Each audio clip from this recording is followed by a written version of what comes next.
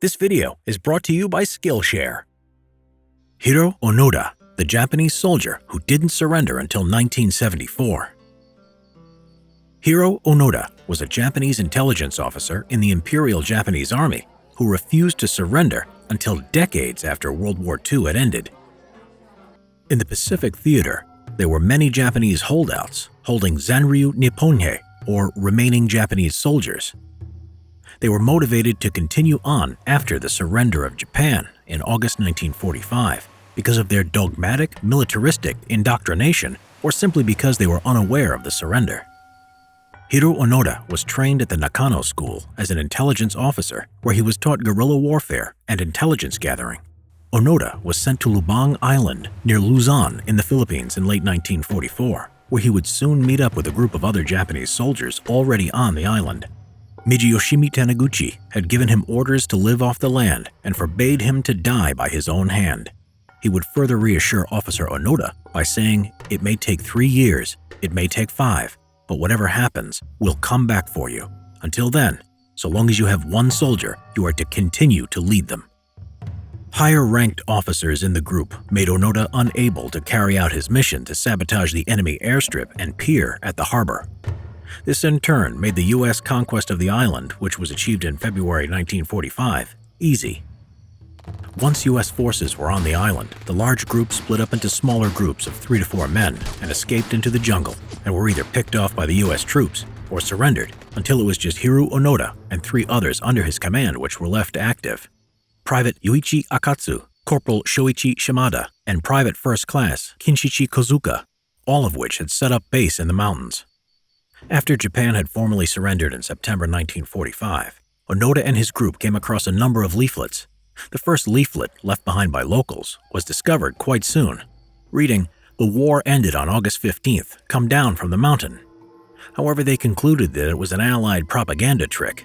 After this conclusion, the group continued to raid local islanders for food and other resources. General Tomoyuki Yamashita of the 14th Area Army also dropped leaflets from the air with a surrender order, but again the group decided that they were a trick. With a lack of knowledge of the atomic bombs on Hiroshima and Nagasaki, it may have seemed more unlikely that Japan was willing to surrender.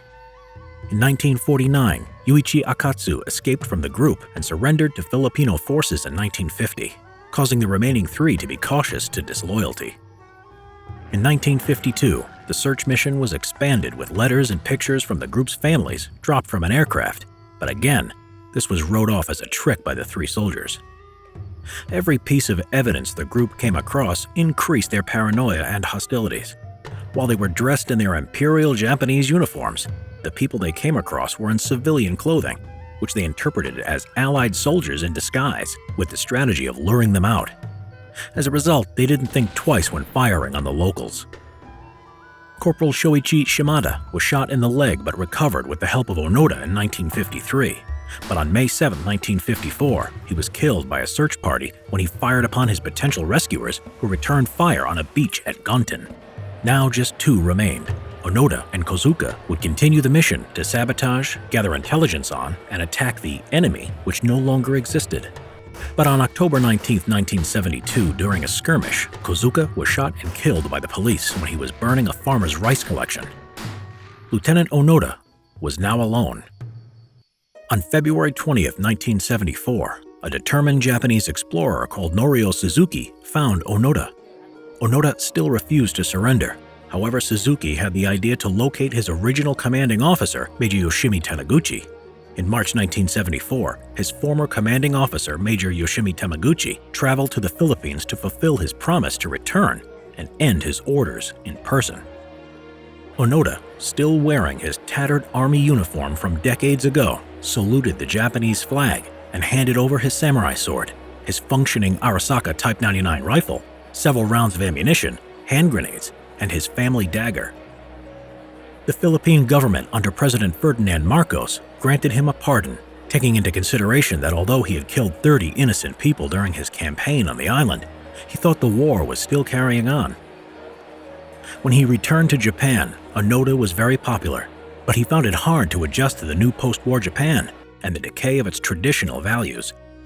He published an autobiography and in 1975 left Japan for Brazil, where he raised cattle and later opened a series of training schools. In his last years, Hiroo Onoda said in an interview, "Every Japanese soldier was prepared for death, but as an intelligence officer, I was ordered to conduct guerrilla warfare and not to die. I became an officer and I received an order. If I could not carry it out, I would feel shame. I am very competitive." This video was made possible by Skillshare. Skillshare is an online learning community with more than 17,000 classes.